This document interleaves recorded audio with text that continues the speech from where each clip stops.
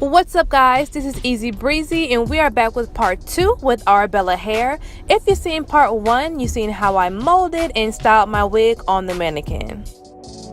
What's going on, guys? This is Easy Breezy, and we have another hair sponsor today.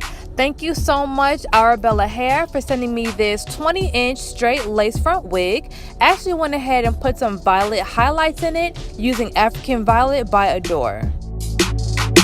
Alright, so now I'm going to take my wig pin and stick it on top of the wig so it can stay put while I'm styling it.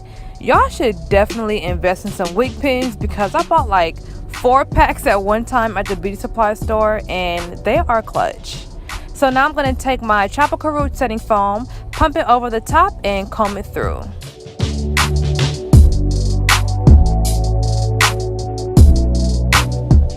Alright, so I've learned that doing my baby hair after I mold it is way more efficient than before because I usually end up cutting some lace off and end up cutting all the baby hair off. So I'm going to do my baby hair after I glue it on my head.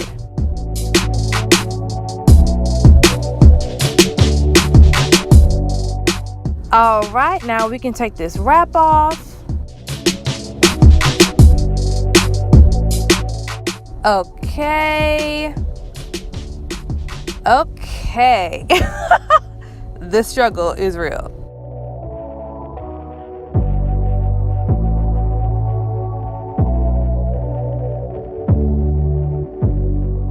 So now I'm gonna flat iron the whole wig because I think I'm feeling a nice little straight look today.